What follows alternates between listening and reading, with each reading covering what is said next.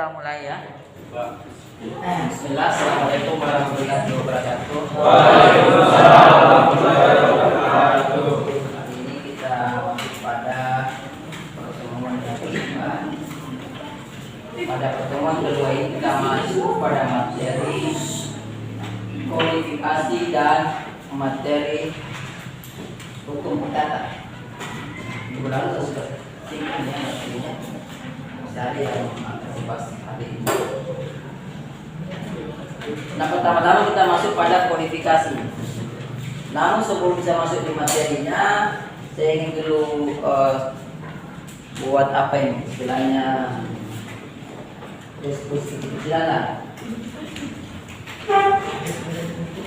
Materi kita dulu apa ya? Nah, pengertian hukum perdata. Coba yang di belakang gitu. Siapa mata? Siapa? Sahih. Iya. Seperti itu. Sahih. Kita masih ingat pengertian hukum perdata minggu lalu yang secara umum saja. Iya. Jadi itu mengatur itu dari orang ke orang. Hukum yang hukum privat dari orang ke orang. Nah, dari orang ke orang. Saya menyatakan hukum perdata adalah hukum privat dari orang ke orang. Ada yang bisa mengambilnya? Peraturan yang mengatur hubungan Ya, peraturan mengatur hubungan individu dan individu yang lain. Ya, oke, itu pengertian paling mudah ya. Jadi peraturan hukum yang mengatur hubungan antara individu satu dan individu lainnya. Kalau begitu bunyinya itu dianggap pengertian orang apa itu? Orang awam. Tapi itu paling gampang dipahami. Karena orang awam itu tidak bisa membedakan mana apa dia mau meletakkan, ya. Dia tidak bisa mengatakan bahwa subjek hukum itu ada dua. Kalau kita sudah masuk saja hukum, jangan bagi itu ya. Jadi kalau kita hanya menggunakan hubungan yang mengatur antara orang dan orang, berarti kita masih karena orang awam. Ya, artinya orang yang ada hukumnya masih tidak terlalu banyak lah. Jadi gunakanlah subjek hukum. Jadi supaya itu menjadi lebih lengkap, maka ya kata orang diganti dengan subjek hukum. Berarti menjadi peraturan hukum yang mengatur hubungan antara subjek hukum satu dengan subjek hukum lain. Kalau secara umum, beda lagi kalau sesuatu pakai pakar. Oke, kita masuk di materi hari ini adalah kualifikasi dan materi hukum perdata. Kita masuk ke kualifikasi. Pernah dengar istilah kualifikasi? Pernah. Yang mana contohnya kualifikasi? Contoh saja contoh. KUHP. Ya, KUHP pidana ya. Apalagi KUH perdata. Apalagi KUH dagang. Semua itu kualifikasi. Di dalam kualifikasi itu apa saja bagian-bagiannya? Ada masih ingat bagaimana kualifikasi? Dalam kualifikasi ada apa?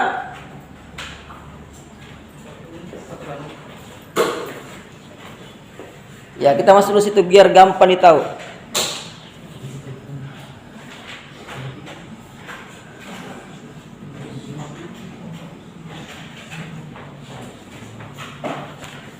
Ada yang masih ingat?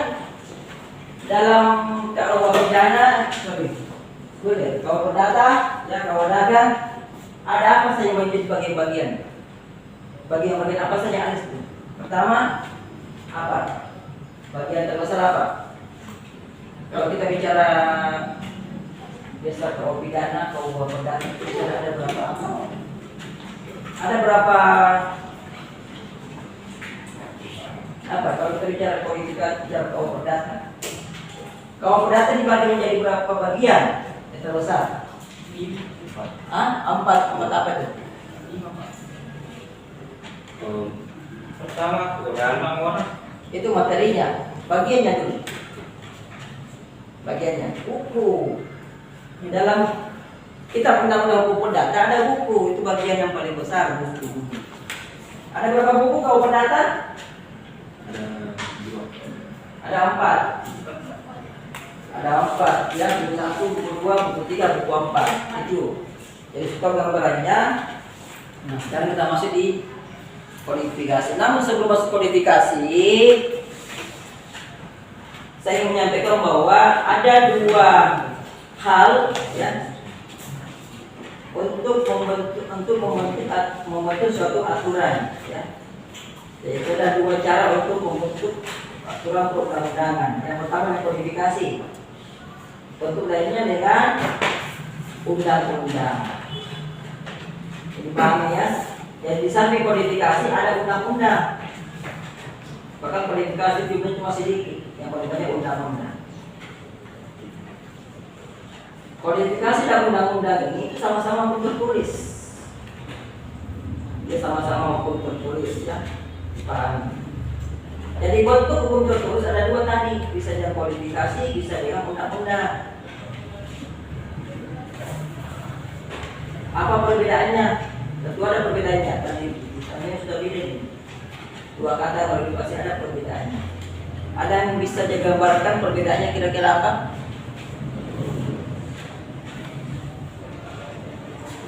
Ya silakan. Apa? Tidak selalu berlaku. Tidak ada poin, tidak ada sanksi kalau salah. Ada dari biasanya ada. Kira-kira apa perbedaannya undang-undang dan kodifikasi? Sudah tahu perbedaannya undang-undang kodifikasi? Kita katakan saja kita Apa? Kalau kodifikasi, ya pembukuan hukum. ya pembukaan hukum betul. Undang-undang Nggak tahu nih. Kalau kamu Kodifikasi ini saya tahu. sumber yang penting dari itu. Jadi perbedaannya begini. Undang-undang ketika diterapkan, dia masih membutuhkan peraturan pelaksana. Peraturan pelaksana bisa bentuknya peraturan pemerintah, bisa berbentuk peraturan presiden, ke bawah bisa peraturan menteri. Ya. Itu kalau undang-undang.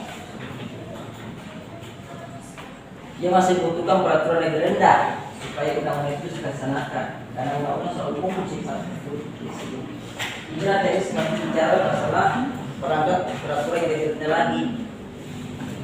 Bedanya. Sedangkan kalau kodifikasi, begitu dibentuk kodifikasinya dia tidak membutuhkan peraturan pelaksana, langsung dilaksanakan. Tidak perlu lagi peraturan lebih rendah. Sehingga dalam kodifikasi tidak dikenal hierarki.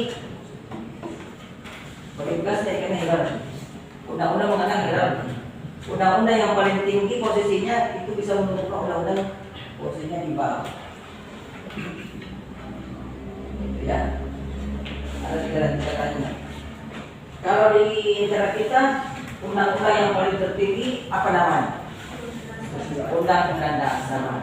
Pancasila itu rohnya dasar. Dan orang undang-undang dasar atau konstitusi. Habis konstitusi atau undang dasar apa lagi? Ya, KPPR. Sudah baca undang-undang tentang pembentukan perundang-undangan. Di situ ada. Ya. KPPR. Apa setelah KPPR apa lagi? Undang-undang. Jadi makna kata undang-undang itu ada 2 maknanya. Undang-undang bisa terarti sempit, bisa dalam arti luas. Undang-undang dalam arti luas artinya semua peraturan perundang-undangan. Bisa undang-undang dasar, bisa KPPR, bisa undang-undang sendiri, bisa peraturan pemerintah, peraturan presiden, Kepres dan sebagainya. Itu undang-undang dalam arti luas. Undang-undang dalam arti sempit hanyalah undang-undang saja. Misalnya kita bicara masalah Undang-Undang Nomor 1 Tahun 1978 tentang apa itu? Dan apa itu? Ini mata kuliah hukum apa ini? hukum. Kalau Undang-Undang Nomor 1 Tahun 1974 itu tentang apa? Apa judulnya? Tentang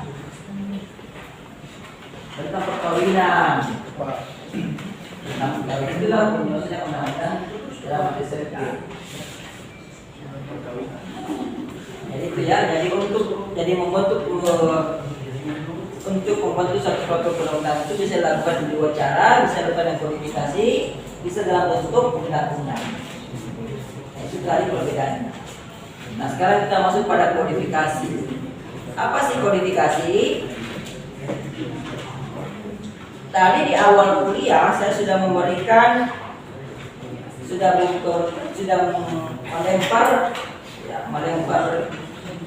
rasa kepada kalian tentang contohnya. Saya jawab dulu.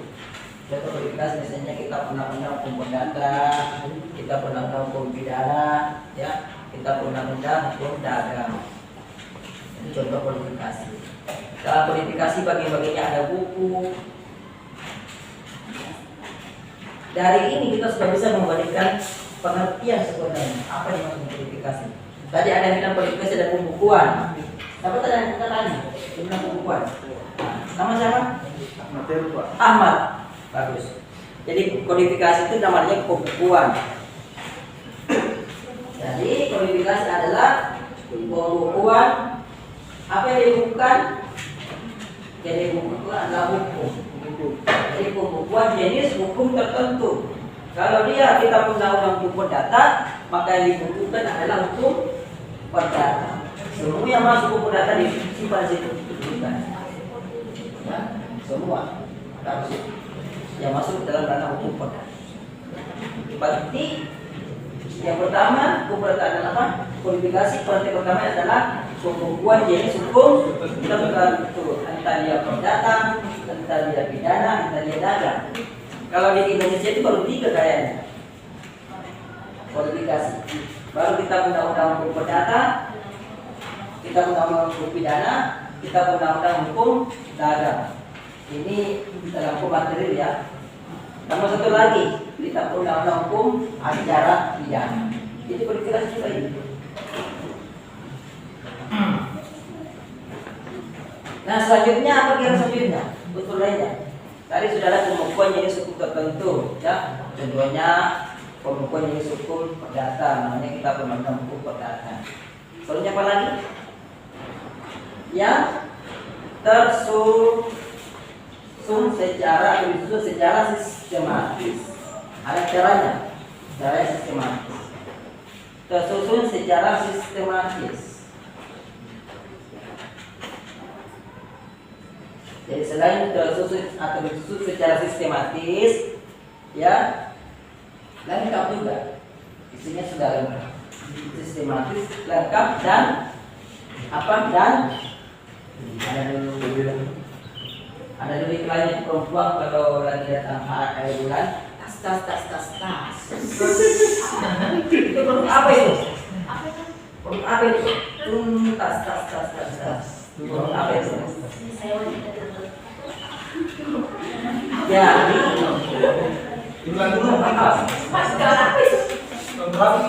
istilahnya itu iklan. Tidak pernah dengar kata iklannya.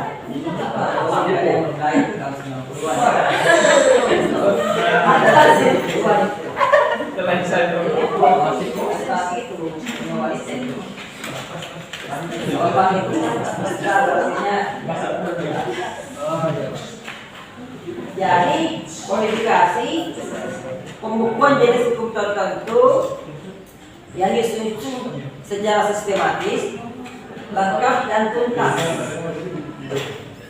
Nah, mari kita terangkan dulu apa itu makna disusun secara sistematis.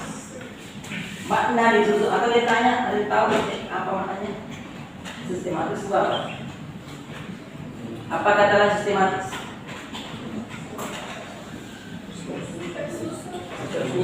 Ya, tapi itu apa itu?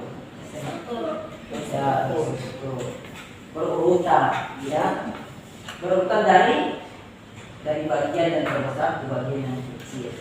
Jadi disusun secara sistematis artinya bahwa di dalam kodifikasi itu Susunannya itu sudah berurutan dari bagian terbesar hingga bagian terkecil.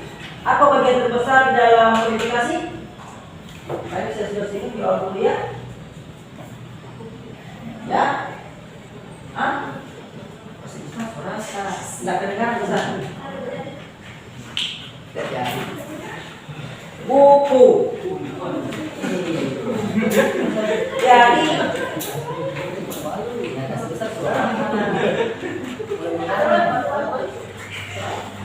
Jadi buku. Jadi bagian terbesar di dalam kodifikasi, entah itu kodifikasi hukum perdata, hukum pidana, dagang, pasti ada buku. Jadi susun dulu. Jadi bagian pertama adalah buku dulu. Berarti kodifikasi itu terdiri dari buku. Nah kalau hukum perdata berapa buku? 4 buku. Itu KUH perdata. 4 buku ya, buku 1, buku 2, buku 3, buku 4. Masing-masing buku mengatur materi. Ya. Nah di dalam buku itu ada yang namanya bab. Di dalam bab lagi ada bagian. Dalam bagian ada pasal. Dalam pasal ada ayat. Itu bagian nanti berarti ayat. Itulah susunan kecil. Sistematis namanya. Jadi tersusun secara rapi berurutan. Bukan bolak-balik. Itu. Jadi pelamaan buku. Nanti tutas bukunya, habis bukunya baru masuk lagi. Jangan habis buku 3, halaman selanjutnya bicara lagi buku 2. Jadi tak bolak-balik. Kalau buku 1 sudah habis, langsung ke buku 2. Buku 2 sudah habis materinya, masuk ke buku 3. Buku 3 habis materinya, langsung ke buku 4. Bukan bolak-balik. Ya? Nah kemudian lengkap. Artinya bahwa di dalam kodifikasi itu semua permasalahan hukum yang di bidang hukum tertentu itu sudah diatur semua lengkap selengkapnya semua sudah. Contoh kecil, contohnya hukum perdata. Kitab undang-undang hukum perdata, ya semua materinya sudah diatur di situ. Ada materi tentang orang sudah lengkap. Ya, tidak lagi yang tidak masuk, semua dimasukkan di situ. Lengkapnya. Ya. Karena saking lengkapnya maka dia tidak perlu lagi peraturan pelaksana yang menerangkan tidak perlu. Karena semua sudah terangkan di situ. Kemudian tuntas. Tuntas artinya bahwa semua permasalahan sudah selesai di situ. Sudah dapat diselesaikan melalui kodifikasi tersebut. Maksudnya tuntas, tas. Supaya dalam bahasa 90 saya juga paham. Ini lain itu. Saya ingat iklan roti. Iklan roti. Itu ya. Ada pertanyaan? Laki-laki ada pertanyaan? Ketua kelas? Pas. Ketua kelasnya namanya Roy ini? Iya Pak. Kita nama siapa? Apa? Rifa. Kamu? Rahmat. Ahmad. Nur Rahmat. Namanya itu. Rahmat. Ini Rahmat itu namanya nih. Rahmatullah. Bagi Rahmatullah. Rahmatullah. Kita sekarang jarang depan sama mahasiswa itu saya jarang sekali. Karena sebenarnya menggunakan metode lama. Metode lama itu menghasilkan satu. Sekarang saya malas begitu lagi. Karena kalau saya lakukan itu habis waktunya. Yang disuruh nama kalian habis waktu. Jadi makanya sekarang saya kalau disuruh jalan, kalau saya tahu keadaan tahu yang namanya apa yang suruh jalan. Ya kalau ketemu saya jalan menghindar. Atau takut dia tolong menghindar. Karena pernah gitu mahasiswa di jalan ketemu sama saya menghindar. Waktu itu mau saya mogok, dia takut saya minta tolong dorong ke motornya. Menghindar. Cuma begini. sakit. Coba dia singgah. Coba dia ada motor saya di bawah itu sakit bengkel. Hanya dia mungkin dia sudah tahu. Satu mendorong motor. Yang pasti itu dorong motor saya mau. Dia motor saya suka mogok yang jalan. Saya pakai motor dulu. Suka mogok. Motor dulu motor tanda besar. Saya di sini. Saya orang coba saya mau. Jadi kalian ini jangan seperti itu ya. Sejan dan apapun dosen kalian itu dosen kalian. Tetap ya. Gimana kalau jalan kesulitan jangan ditinggalkan. Tapi jangan kalau sudah bantu dosennya minta nilai ya, tidak usah minta nilai. Ikhlaslah. Kita pernah nonton konten saya tentang poligami. Kita pernah nonton itu. Di situ ada kata-kata paling bagus. Ikhlas adalah kunci kebahagiaan. Kalau mau bahagia ikhlaslah. Ikhlas kalau terima manfaat. Termasuk ikhlas kalau mau memberikan ini ya. Oke, sudah mau sini? Ada pertanyaan? Sekarang kelas 8 kita masuk pada materi selanjutnya, yaitu adalah materi hukum perdata. Minggu lalu ada yang tanya itu, sehingga minggu lalu saya jawab. Masih nggak tahu? Masih nggak? Ada berapa materi hukum perdata? Ayo, ada berapa materi hukum perdata? Senior, siapa lagi yang pekerja tangan? Yang kemarin Pak. Siapa namanya? Askar Pak. Askar, itu berdiri Askar. Ada berapa materi hukum perdata? Sebut saja. Ada 4, ada 10. Ada Pak. Hah? 4. Ada 4. Iya. Ada 4. Coba yang berhitam siapa mata? Galang. Galang gimilan. Galang gimilan. Galang saja. Galang. Coba berdiri. Materi pertama apa saja materi pertama? Hukum apa? Materi hukum perdata yang pertama apa materi ini? Hukum orang. Ya, saya itu. Itu kan saya sudah kasih minggal kan? Untuk sampai tanya minggal itu. Apa kaitannya dengan hukum materi? Bercatat. Dari catat, dari catat. Sampai belum ada. Hah? Kalau tidak dicatat, silakan lihat materi minggu lalu ada di YouTube. Ada apa itu? Yang terakhir adalah hukum tentang pengujian dan daluarsa. Nah, yang mau saya bicarakan dari ini, ya masih itu. Cuma saya memberikan tambahan sedikit bahwa penyusunan materi hukum perdata itu ada 2 paham, ada 2 pemahaman. Ada 2 pemahaman. Yang pertama itu menurut ilmu pengetahuan hukum. Menurut ilmu pengetahuan hukum. Sorry, memang kemarin 3 ya? Ya.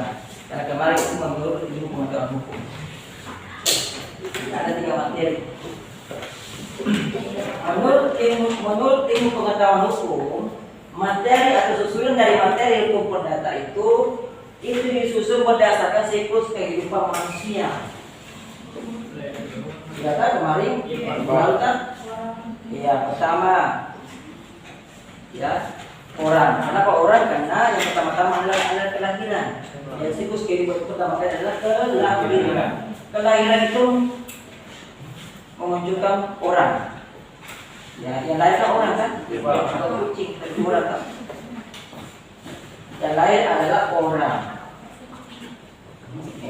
Setelah orang lahir, maka sejarah kehidupan kita, siklus kehidupan kita, orang yang tadi dari pertama-tama bayi, ya merangkak, ya awalnya masih diteteki, ya lama-lama besar, ya sudah pegang dompet sendiri, ya sampai remaja kenal satu sama lain, lawan jenisnya, ketemu suka sama suka, maka muncullah hasrat untuk saling memiliki dan membahagiakan. Jadi bukan untuk menyesalkan. Awalnya begitu. Kalau bersama lain. Sehingga apalagi psikos ini itu menjadikan supaya hubungan itu tidak amburadul, supaya jelas bahwa si A adalah keturunan si A, si A keturunan dari si B, supaya tidak bercampur aduk. Maka terjadilah perkawin. Kalau sudah kawin maka orang kawin itu membentuk suatu apa namanya? Keluarga. Sehingga diatur adalah hukum keluarga, famili. Jadi perkawinan itu masuk dalam ranah hukum keluarga. Ya. Kalau sudah kawin orang, ini kita pada apa ini ya? Seperti yang kita rumah yang atau lagi ya. Ada kesalahan minggu lalu. Nah setelah kawin, orang itu akan berpikir ya. Kalau kawin sehari, 2 hari, 3 hari masih terasa memang pengantin barunya, ya kan? Tapi istrinya belum full sampai yang berangkat kerja. Ya masih ada nasi dari dua mertua, masih ada ikannya, saljunya masih dianggap ya. Tapi kalau sudah 1 bulan tidak kerja, usul juga kepala istrinya. Sebab itu apa ini? Ya, ya masa minta kewajiban batin terus, mana kewajiban lahiriahnya? Ya kan? Iya, Pak. Ya, perkawinan itu melahirkan ada kewajiban. Apa ada kewajibannya? Ada namanya kewajiban. Kalau kewajiban ada kewajiban lahiriah, ada kewajiban batiniah. Kewajibannya laki-laki merupakan haknya si perempuan. Itu sebaliknya, jadi ada kewajiban timbal balik. Kalau pengantin baru itu rata-rata kebanyakan kewajiban batinnya aja melaksanakan untuk bikin lahirnya. Kewajiban lahirnya misalnya memberikan nafkah kepada istrinya, ya. Jadi nafkah dibagi-bagi lagi. Ada namanya uang belanja di dapur. Ada namanya uang beli baju, ya. Ada namanya uang beli pulsa. Ada uang shopping, dibagi-bagi. Sesuai kemampuan tentunya, bukan sesuai selera. Kalau sesuai selera hancur laki-lakinya. Karena kalau selera kemampuan yang semua kita laki-laki hancur. Jadi kaum Hawa ini tidak ada yang puas kalau itu seleranya. Ya kan, sudah cantik orang tambah cantik. Bukan sudah kencang, mau tambah kencang. Sudah putih, mau tambah putih. Halus. Karena itu bedah yang pakai apa itu berpuri. Halus. Seleranya terlalu tinggi, ya. Jadi itu kemampuan saja. Tidak ada perempuan yang tidak mau bersolek, pasti masuk mau bersolek. Walaupun suaminya miskin, pasti dia berharap dikasih uang untuk bersolek. Pasti begitu, ya kan? Walaupun pendapatan suaminya hanya 1 juta sebulan, sisa gajinya, masih berharap. Ya, masih berharap. Pasti masih dibisik-bisik, ya kenapa lagi itu yang ada pendapatan. Dan nyakit kalau sebabnya banyak laki-laki korupsi. Ya kan?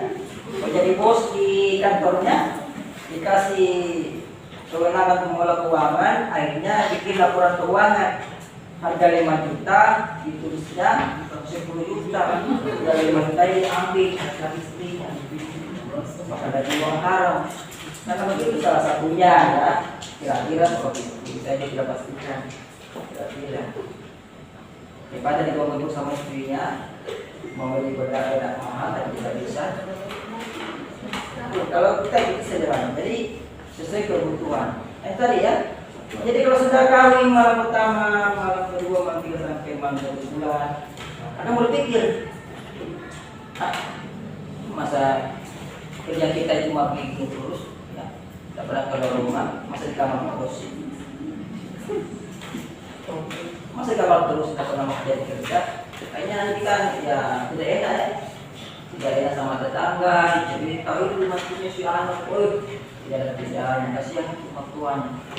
kerja terus tapi ya kasih makan yang berkurang, kasih makan yang kasihnya banyak lagi kemudiannya. Walaupun tidak begitu, dia kalau manusia normal, dia pasti punya keinginan untuk mencari harta. Ini bekerja, kurang bekerja. Kalau sudah bekerja itu, maka hasilnya itu dikumpul. Dia bekerja itu pasti melakukan uang dengan orang lain, dengan dia sebagai bawahan atau atasan pasti ada nanti perjanjian kerja. Nah, perjanjian kerja ini perlu diatur. Maka lahirlah namanya hukum apa namanya? Harta kekayaan. Jadi perjanjian masuk dalam harta kekayaan. Di situ diatur bagaimana ya hubungan antara pekerja dan pengusaha dan sebagainya. Bagaimana kalau kita buat perjanjian, apa perjanjian itu boleh kita ingkari, diatur dari situ. Supaya nanti orang lagi mencari harta kekayaan, juga sudah ada aturan yang punya. Saya buat perjanjian misalnya dengan Rahmat ini, ya, kita bikin perjanjian jual beli mobil, ya, itu kalau sudah diatur dalam KUA Perdata, terus sampai perjanjian jual beli itu bisa-bisa oleh media, ya, Rahmat saya bikin mobil sunat, katanya akan minta bayaran, awas, jadi kita siapin susahnya, ya kan? Tapi kalau ada sudah aturannya, apa sama langgar, ada hukum yang boleh ganti dia menuntut membungkam. Dalam KUA Perdata itu, karena saya tidak menjalankan kewajiban ini uang prestasi misalnya, itu ya, yang pernah dalam bulan punya, supaya orang dalam mencari harta kekayaan tidak semena-mena, ya, mengikuti dalam bulan itu. Nah setelah itu dibagi aturan apa? Materi yang ketiga adalah hukum harta kekayaan. Ini kayaknya yang kalian sulit bulan, ya. Terus nih, kemudian setelah orang cari kredit dapat data, kumpul, sudah beli mobil, sudah beli rumah dari hasil pekerjaannya, sudah beli tanah, ya. Anaknya sudah banyak, istrinya ada 2, 3, 4, misalnya. Contoh, contoh saja ya yang dilakukan. Kalau tidak mampu, kalau mampu tidak. Maka berpikir lagi orang, kalau saya mati, ini anak saya ini ada 10 ini. Istri pertama itu ada 2. Istri pertama, punya 10. Saya sekarang kata kesemuanya. Kalau saya mati bagaimana nih? Kamu berpikir itu. Sehingga muncul lagi antri harus diatur. Sehingga muncul juga namanya materi hukum waris. Sehingga diatur. Oh kalau si ahli mati yang berhak menjadi ahli warisnya ini, maka dibagi menjadi 4 golongan ahli waris. Golongan pertama, golongan kedua, golongan ketiga, golongan keempat. Kalau ada golongan kedua, maka kalau ada golongan pertama, maka golongan 2, 3, 4 tidak boleh kita. Kalau golongan pertama tidak ada, ambil golongan 2. Golongan 2 tidak ada, ambil golongan 3. Golongan pertama menutup golongan di atasnya. Tak boleh, jangan. Ya, jadi juga buat kalian ini banyak di masyarakat itu. Kalau suaminya mati muda, ya. Kalau suaminya mati muda, istrinya juga masih muda, terkadang istrinya tidak dikasih harta sama keluarga suaminya. Dia bilang, berapa? 40%. Padahal itu ahli warisnya. Anaknya juga tidak dikasih. Ya ini pemahaman di masyarakat. Jadi itu golongan pertama kalian harus apa? Kuasai pahami ya. Jadi golongan pertama 2 dan 3. 2, 3, 4, sampai 4 saja. Diatur. Karena kalau tidak diatur nanti semua bilang saya berhak.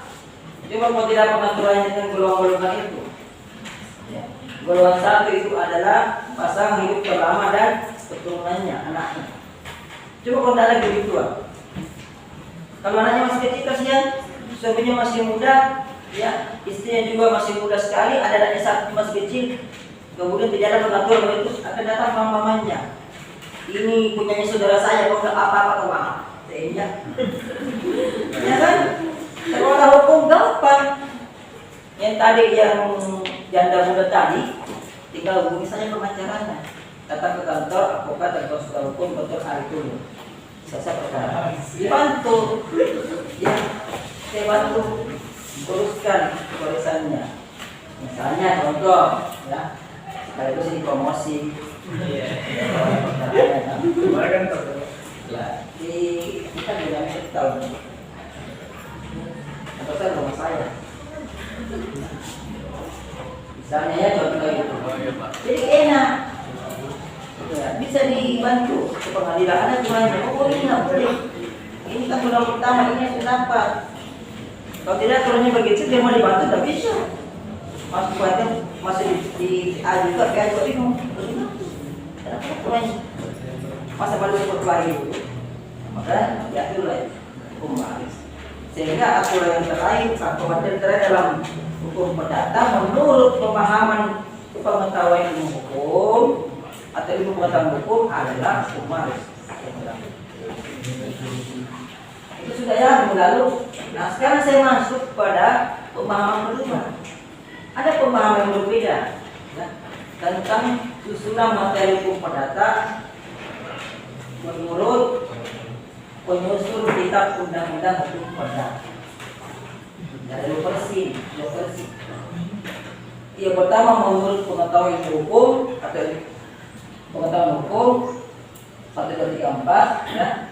Yang pertama adalah orang, kemudian keluarga, lalu kekayaan atau kehidupan rumah mereka, dan yang ketiga adalah ya, waris. Itu yang keempat. Tetapi di sisi lain ada yang memberikan perbedaan, yaitu menurut penyusun dari kitab undang-undang hukum perdata. Menurut penyusun kitab undang-undang hukum perdata, materi dari hukum perdata itu yang pertama-tama adalah hukum orang juga sama itu ya. Coba lihat buku 1 ya. Dalam kitab undang-undang hukum perdata buku 1 bunyi Van Carlson atau tentang orang. Jadi mengatur tentang orang itu. Buku kedua apa? Apa bahasanya? Sakenrecht. Sakenrecht, hukum benar ya. Van Sakenrecht tentang hukum benar. Sakenrecht. Yang ketiga, Perikatan. apa bahasa aslinya? Verbitensienrecht. Verbitensienrecht ya. Perikatan. Ya. Verbitensienrecht. Hukum perikatan. Yang keempat apa? Tentang pembuktian dan kedaluarsa. Tentang pembuktian dan daluarsa. Ini perbedaannya. Jadi susunan materi hukum perdata menurut penyusun dari kitab undang-undang hukum perdata itu membagi materi hukum perdata tidak berdasarkan siklus kehidupan. Mengapa demikian? Karena materi di dalam kitab undang-undang hukum perdata itu dipengaruhi oleh semangat individualis di zaman itu. Saya belum ceritakan singkatnya Pak, kenapa tuh perdata? Belum ya? Belum. Jadi secara singkatnya begini, itu kadang-kadang yang kita berdoanya dulu ya, dongeng. Dongeng yang kenyataan. Jadi sebelum kalau perdata itu hadir di dunia ini ya, atau belum ada di suatu negara, di sana namanya negara Prancis, ini masih kerajaan Prancis. Ada yang pernah dengar revolusi Prancis? Pernah dengar? Pernah dengar? Yang IPS pas sama saja IPS, bisa dengan IPS. Pernah dipelajari itu? Pernah? IPS kalau revolusi Prancis. Itu revolusi Prancis kan apa itu? Kita. Jadi revolusi pemberontakan ya. Jadi revolusi Prancis itu waktu itu zaman kacau, kerajaannya itu dibunuh. Jadi waktu itu kerajaan Prancis masih nggak ada ya, masih kerajaan ya. Itu kerajaannya itu anggapnya tidak bagus ya. Banyak yang demo sana sini. Itu banyak orang miskin. Yang miskin makin miskin, yang kaya makin kaya. Hobi yang kaya itu hobi berpesta, memperlihatkan pada sisi sebentar. Ya, kamu lah kalau orang miskin dia cuma berpesta begitu, sudah sakit hati gimana? Ya. Matanya setengah mati, banyak bersabaran. Itu penjara penuh. Jadi ada penjara itu kecelakaan penuh penjara. Penuh, kenapa? Setiap orang melawan masih penjara. Setiap orang melawan masih penjara. Apa terjadi? Orang demo besar besar. Di demo itu, ya, demonya terlalu banyak. Itu kerajaan Perancis setengah mati. Ya, setengah mati untuk menghalaunya itu. Akhirnya di demo masuk penjara, demo dibuka penjara. Kawan-kawan juga ikut jadi pendemo juga. Akhirnya runtuhlah kerajaan Prancis. Di zaman itu Republik Prancis kira-kira di zaman yang sebenarnya bagaimana? Zaman kita pas banyak hubungan terjadi. Asal ketahuan bahwa dia adalah bukan aja dibunuh. Orang ini sebenarnya sama kerajaan. Nah muncullah di waktu itu di Prancis itu muncullah seseorang sosoknya cendekiawan yang pintar. Orang bilang itu sosoknya kecil, dia orang kecil. Sosok kecil itu. Namanya siapa? Kita masih ingat namanya? Tidak ingat namanya? Siapa ingat namanya?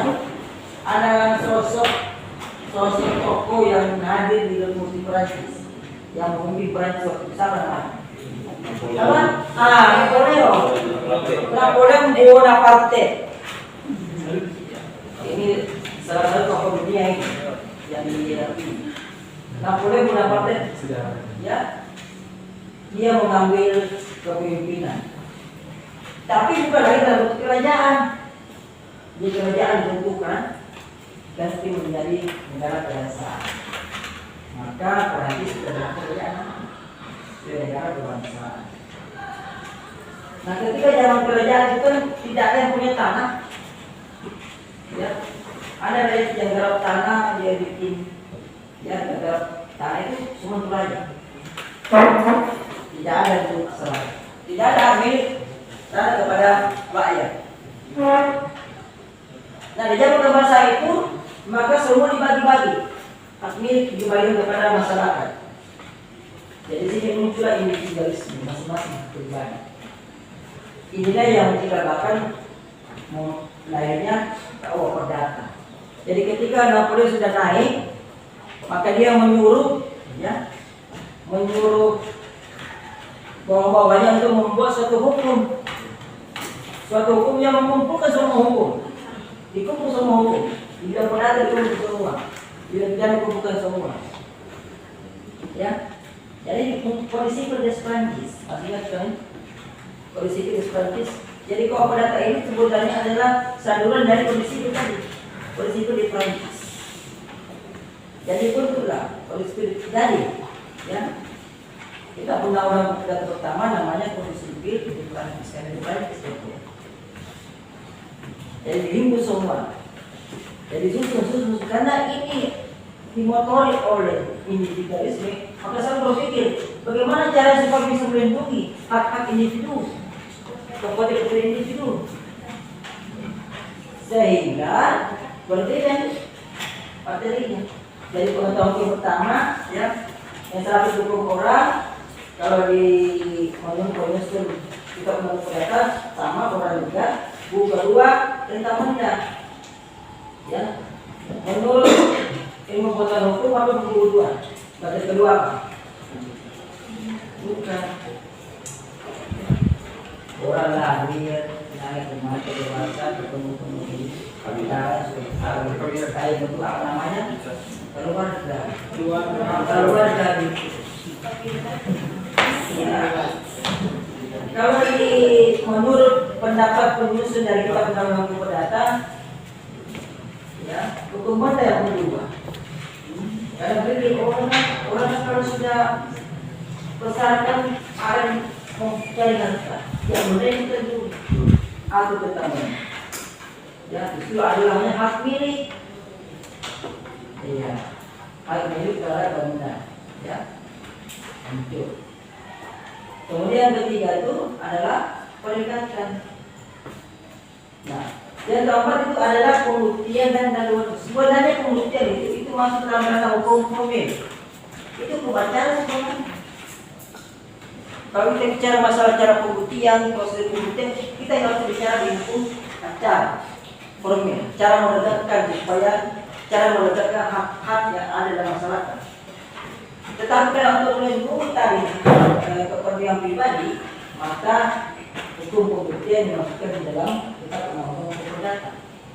Supaya tadi materi 1 tentang orang, materi 2 tentang benda, materi 3 tentang perkataan panggilan itu dilindungi. Dilindungi dasar topik. Karena di sistem itu dua, multilarismenya tinggi. Itu saja yang berbeda, ya. Karena motorik secara tadi. Nah tadi setelah Perancis di bawah pimpinan Napoleon Bonaparte itu membentuk hukum perdata, hukum kodifikasi yang pertama menjadi kodifikasi Perancis, maka Perancis ini menguasai Belanda. Jadi Belanda itu dijajah oleh Perancis.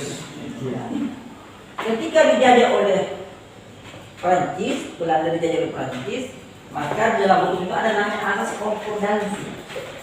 Pada dengan asas konkordansi, bukan konkordansi, konkordansi, koncordansi. Itu juga konkordansi bangsa. Jadi itu sudah menjadi keadaan konkordansi. Artinya asas konkordansi artinya bahwa hukum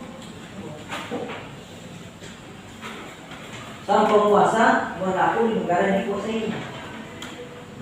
Berlaku juga dipersamakan. Karena Perancis itu punya hukum kode sipil Perancis, maka kode sipil Perancis kalau itu di Belanda disuruh pakai ini hukum. Saya kalau sekarang pakai hanya harus kemudian dipersamakan. Nah setelah Belanda lepas dari penjajahan Perancis, Belanda gengsi menggunakan istilah kode sipil Perancis.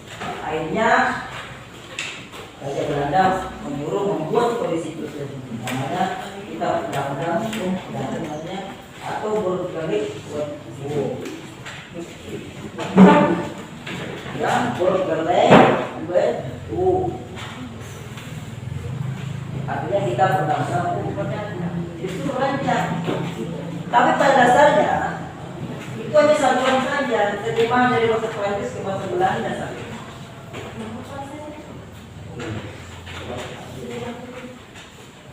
Itulah ya. Nah setelah Belanda merancang sendiri yang sebenarnya hanya satu Belanda yang terjemahan belum diterjemahkan, hanya terjemahan bahasa Perancis bahasa Belanda, yang juga namanya bahasa Belanda. Saya Burgerlijk Wet. Setelah itu ya Belanda menjajah Indonesia. Nah, dari situ Belanda punya politik hukum. Kan? Apa politik hukum Belanda ketika Belanda memiliki Indonesia? Dia membagi Indonesia menjadi tiga golongan. Golongan tertinggi namanya golongan Eropa. Ya. Yang kedua golongan apa? Timur Asia. Yang ketiga apa? Golongan paling bawah. Bisa kita ini Ui Putra. Kalau Eropa itu adalah orang-orang Eropa dan orang-orang di persamaan Eropa. Waktu itu Jepang dipersamaan oleh Eropa. Jepang itu dari dulu bersama Jepang dengan Eropa. Persamaan. Ada perjanjian antara Kaisar Jepang dan Kaisar Belanda. Kalau Jepang dulu kalau masuk di negara jadinya Belanda, jadi berlaku di Eropa. Hukumnya berlaku di Eropa. Yang kedua orang Timur Asing. Siapa Timur Asing? Orang Cina, orang Arab, itu bukan. Kemudian Bumi Putra, siapa kita ini? Orang Indonesia yang asli, ya, orang Indonesia. Waktu itu perumahan Indonesia ya. dia orang Jawa, orang Flores, orang Sumatera, ya, Papua itu lagu Bumi Putra. Karena 3 golongan ini maka muncullah namanya multi hukum. Ya. Kalau saya begitu banyak sekali hukum. Ya. Golongan Eropa menggunakan hukum mana? Tadi Bulgaria, dia hukum paling tinggi. Ya. Kemudian Timur Asia menggunakan hukum adat masing-masing. Orang Cina pakai hukum adat Cina, orang Arab pakai hukum Arab. Orang Bumi Putra juga begitu. Ya, Bumi Putra orang Sulawesi pakai hukum Sulawesi. Ya, orang Sumatera pakai hukum adatnya Sumatera, orang Aceh pakai hukum adatnya Aceh. Jadi tidak ada, jadi itu banyak hukum. Begitu dalam semua, baik itu dalam hukum pidana maupun dalam hukum perdata. Bagus.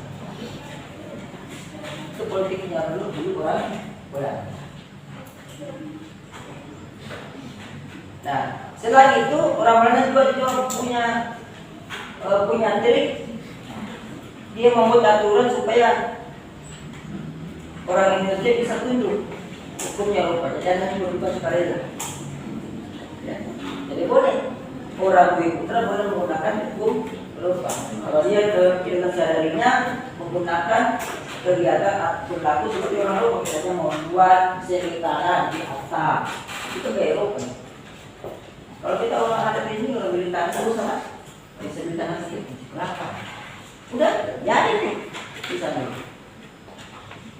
Kalau aku tanda itu ya itu gaya Eropa. Nah, kalau kita pakai gaya ada sekarang, kita mau beli tanah di sana, jadi tanahnya sana yang berapa 5 juta, oke jadi bayar. Dia cuma dibangun di rumah, ada yang mengaku punya saya beli ya. Kalau menggunakan seperti itu. Ada pertanyaan? Tidak. Silakan yang mau bertanya, angkat tangan saja. Silakan. Ada. Silakan. Mengenai tadi waris dengan wasiat apa bedanya, Pak? Oh, apa bedanya waris dan wasiat? Iya, Pak. Warisan dan wasiat beda. Warisan itu adalah benda yang ditinggalkan oleh si tuan atau orang yang meninggal dunia. Sedangkan wasiat itu adalah pesan-pesan yang ditinggalkan oleh orang yang masih hidup dan berlaku setelah dia mati. Ya, tidak ada wasiat dari orang mati. Nah, masa mati itu wasiat tidak ada. Bisa tidak dia membuat pesan-pesan, ya. Kemudian melakukannya setelah dia mati. Objeknya, ya, kalau wasiat itu objek. Ya. Kalau wasiat itu berarti dia memberikan, memberikan pesan kepada yang hidup. Kalau saya mati, ini itu sama yang itu untuk saudara paling tua. Nanti sudah mati. Yang sana untuk yang paling muda. Yang itu pengertian paling umumnya. Ada lagi atau ada tanggapan lain? Silakan. Ada bisa menanggapi apa perbedaan wasiat dan warisan? Ada? Atau ada yang kasih jawaban sesuai dengan kita menanggapi pokok data? Ya, silakan. Bagaimana Pak kalau pada saat kerjasama seperti mungkin ada di hutan bersama teman kecelakaan begitu Pak, terus yang meninggal tadi ini mengungkapkan wasiat bahwa ada tanah dari si dia ini untuk anaknya, tetapi dari si penerima tadi ini tidak memberitahu kepada anaknya mengenai wasiat tadi itu. Kira-kira Pak, bagaimana caranya Pak supaya wasiat tadi ini tersampaikan kepada anaknya? Kalau sempat tersampaikan? Iya Pak, mengenai wasiat yang diberikan tadi di tanah. Tidak ada cara lain kalau yang diberikan pesan tidak menyampaikan. Tidak. Kira-kira Pak yang menerima tadi bisa diubah tidak Pak? Yang menerima? Iya. Maksudnya? Menerima wasiat tadi bahwa ada tanah yang dia tinggalkan. Tetapi yang si penerima tadi ini tidak menyampaikan kepada saudara-saudaranya. Nah, yang diserai wasiat Iya. untuk menyampaikan. Iya, Pak. Tidak ada, itu bukan komputasi dalam ketetapan. Lagi pula kalau kasih wasiat bahwa tanah itu untuk anaknya, kan kalau sudah wasiat sebenarnya, kan otomatis kan warisan, ahli waris. Jadi ada hukum berwasiat. Ya. Wasiat itu diperuntukkan untuk orang yang tidak menjadi ahli waris. Boleh juga diperuntukkan untuk ahli waris, tapi tidak boleh melebihi sepertiga. Itu berlaku untuk ahli waris maupun orang lain. Jadi tidak usah berwasiat kepada ahli waris, ya, karena dia pasti akan dapat itu ahli waris. Dan tidak boleh mewasiatkan semua harta benda kepada seorang, Paling bolehnya sepertiga. Itu berlaku baik hukum Islam maupun hukum perdata Eropa. Tidak boleh melebihi sepertiga. Ya. Jadi jangan melebihi. Kalau misal pada tunggal, Ya? Anak tunggal. Anak tunggal kenapa? baru ahli warisnya dikasih 100% dari bukan. Anak tunggal baru ahli warisnya 100% dipasang sama dia dikasih. Tapi tidak boleh pegang kaya. maksudnya diwasiatkan. Iya Pak. Kan dia pun diwasiatkan. Itu pun diwasiatkan dia anak tuh. Dia termasuk menjadi Kan waris. sering kita bilang Pak, ya ahli waris. Iya. Kenapa? Jadi yang sisanya Pak. Wasiat tidak berlaku, jelas wasiat. Nah, dia ahli waris. Ahli waris tidak pernah berwasiat. Percuma wasiat. Ada kenapa? Sehingga dia mati dewasa semua tahu banyak. Walaupun tidak ngomong gitu, semua anak-anak ahli waris. Ahli warisnya. Karena tadi kita bilang Pak hanya sepertiga. Ya. Kan kita bilang tadi hanya sepertiga. Ya itu kalau dia mau mewasiatkan maksimal seperti ada data atau warisan. Mau mewasiatkan. Tapi untuk apa mewasiatkan kepada ahli waris? Ya kan? Itu maka mewasiatkan masih banyak orang dengan masalah ini masih itulah karena belum paham. Kira kalau dia mewasiatkan kepada anak tidak tahu apa, tidak otomatis. Otomatis hukum akan memberi pembagian. Kalau jadi kalau yang diberikan wasiat kepada orang lain atau ahli waris, misalnya saudaranya dia wasiat boleh, tapi tidak boleh melebihi sepertiga bagian dari harta warisan. Jangan semua, jangan melebihi sepertiga. Kalau lebih sepertiga batal. Jadi itu baik. Ini trik buat kalian mau jadi pengacara ya, kalau ada klien kalian ada kalian kira